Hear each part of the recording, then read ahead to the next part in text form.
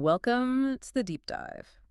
So, for what, the last decade or so, AI innovation has felt, well, almost predictable, right? Completely. The mantra was scaling laws. Exactly. Yeah. You threw more data, more compute at a model, and you just knew you'd get better performance. It was almost a guarantee. But that whole era feels like it's ending. It is. We've hit a wall. A pretty big one. We're Mhm. seeing performance stall, not just because of, the physics of moving all this data around, but because something deeper is breaking. Something in the information supply chain itself. Right. So let's really get into this. What is this systemic risk that could, potentially undermine everything we've built on that old paradigm?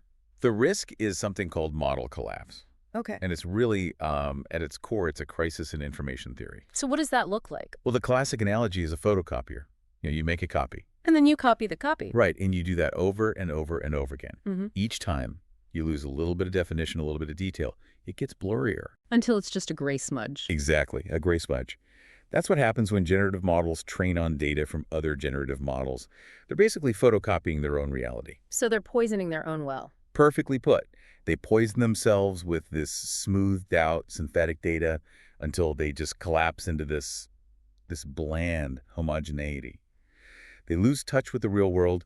We call it the entropy trap. The entropy trap. That's a Yeah. fantastic phrase.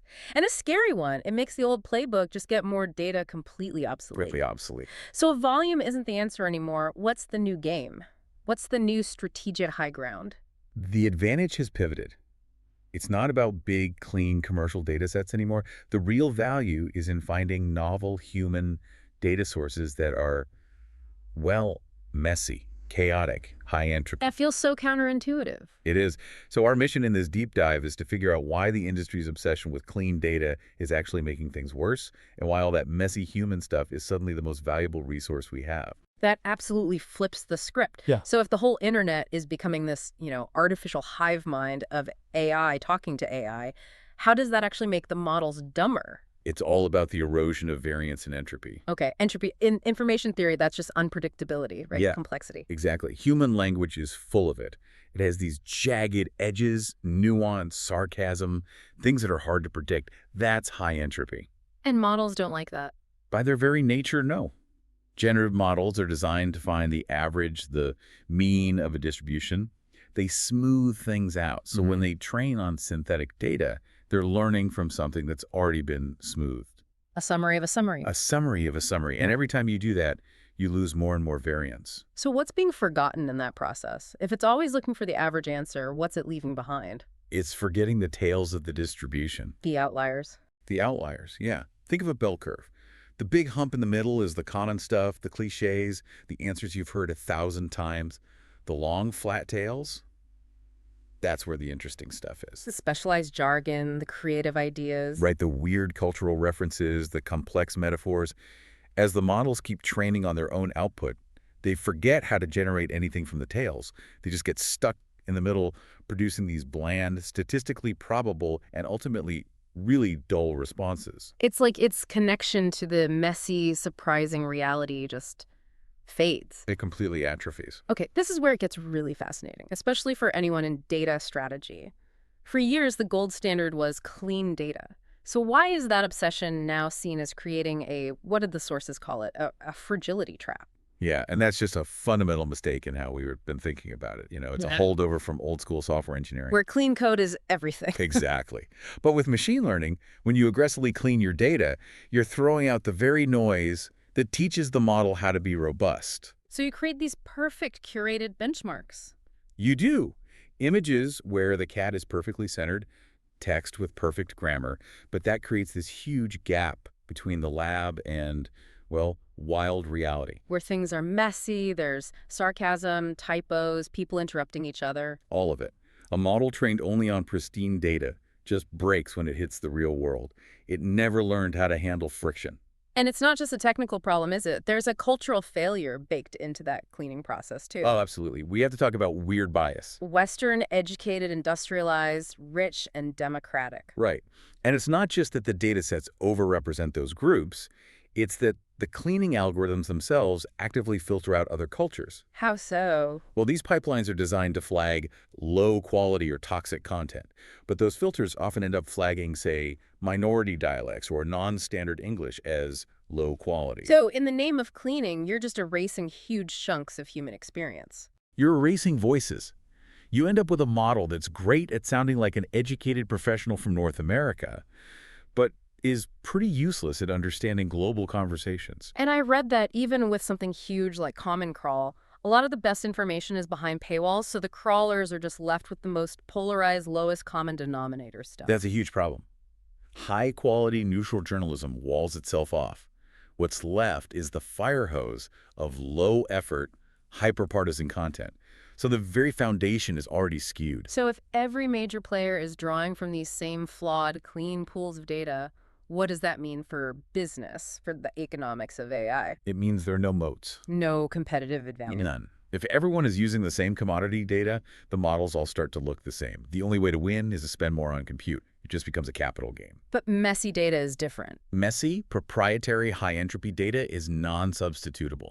If your model is better because it learned from unique human insights that no one else has, that is your moat. The messiness itself is the barrier to entry. So to really understand this, we have to go back to the physics of it. Why is noise, this complexity, so essential for intelligence? It goes right back to Shannon entropy.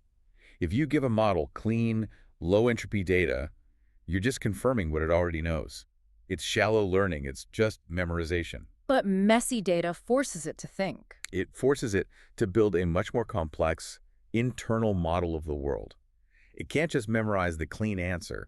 It has to actually explain all the variance it's seeing. So cleaning the data actually puts a ceiling on how smart a model can get. You're artificially lowering its potential intelligence. You're cleaning away its ability to reason deeply. It's so counterintuitive. It's almost like saying that static on the radio could help you hear the song better. I think the source is called this stochastic resonance. Yeah, it's a concept from biology. Tell me about that.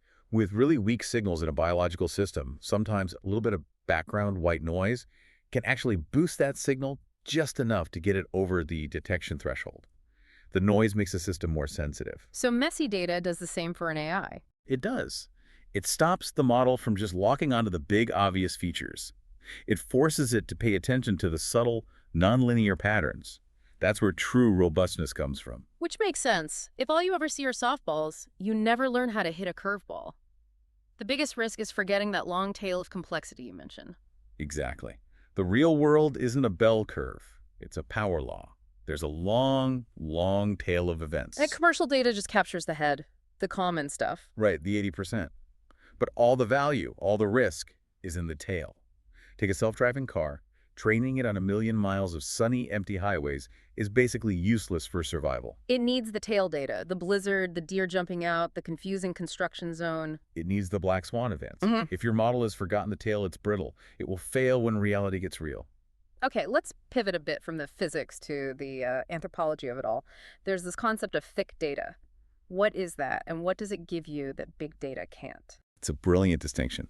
Big data gives you scale, but low resolution. It tells you the what. Patterns, correlations. And thick data. Big data is the opposite. Low scale, but incredibly high resolution. It's the messy human stuff that gives you the why, the context, the emotion, the story behind the numbers. Can you give me a clear example? Sure. A retailer's big data says sales for this product dropped 15% last quarter. That's the what's. But their thick data, which they could get from reading Reddit threads or support logs, might tell them why. And the why is? The why could be anything. A TikTok trend made the product seem uncool. A recent update had a really annoying bug. That's the context big data will never see. It lets you predict things, not just react. And most big companies are just sitting on mountains of this stuff. This dark data overhang. Old reports, chat logs, handwritten notes. Stuff they always considered waste. But you couldn't analyze it at scale. But now LLMs have totally flipped that. They're like universal extractors. They can finally make sense of the mess. They can mine that dark data for gold. Think about an engineering firm mining all of its old post-mortem reports about project failures. That's an unbelievably rich data set for a risk assessment AI. It turns your messy archive into a strategic asset. So that brings us to the million-dollar question.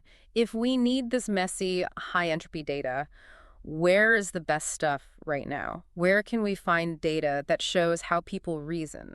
You have to go to the places people often dismiss as just noise. Online comment sections. Reddit, Stack Exchange, forums. Exactly. When you curate them properly, they are the largest repository of human reasoning in history. They're a chain of thought at scale. What do you mean by that? Well, a textbook gives you the final polished answer to a problem, but a thread on Math Stack Exchange shows you the whole messy process. The wrong turns, the arguments. The aha moment, the debate, the corrections. Training a model on that process of problem solving is so much more powerful than just showing it the final answer. And the upvotes and downvotes are basically a built-in feedback mechanism. It's a massive, distributed, human-in-the-loop system. The community is constantly scoring the data for you, telling the model, this is a good answer, this is a bad path. And beyond the text, there's the metadata, the social dynamics. Yes, what some call social physics. You don't just train the model on what was said, but on the interaction graph. Mhm. Who replied to whom? How fast? Who has influence in that community? That teaches the model about trust and social dynamics. It's moving from a language model to a social model. There's one more piece to this, though. Language itself isn't static. No, it's constantly evolving. That's linguistic drift. So if your model only trains on old books, it's going to sound dated. It'll sound out of touch, new slang, new memes, new meanings for words. That all happens in these real-time, messy streams. You have to tap into that to stay culturally synchronized. So to pull this all together, the big strategic shift is from data cleaning to what? Data governance of the mess. You have to design systems that are like ethnographers, actively seeking out entropy and context. And when you do that, you create the ultimate economic moat. Data network effects. Explain that flywheel. It's simple. Your unique, messy data gives you a better product. The better product attracts more users. More users generate more unique, messy data. Which makes the product even better. And the moat gets wider and wider because no one can replicate your data source. Your mess is your defense. That leaves us with a really provocative final thought. In this new world, one that's about to be flooded with AI-generated content, what's the single most valuable, most appreciating asset you can have? It's vintage data. Meaning? Data created by humans before, say, 2022. Before the widespread explosion of large language models. Like it's pure. It's statistically pure. It's not polluted by the recursive, smoothing feedback loop of the AI hive mind. This pre-synthetic data is becoming incredibly scarce and incredibly valuable. It's the ground truth. It is the ground truth anchor. It's the control group for reality that we'll need to validate all future models against this coming tide of synthetic information. The future belongs to whoever secures that unpolluted reservoir of the human past.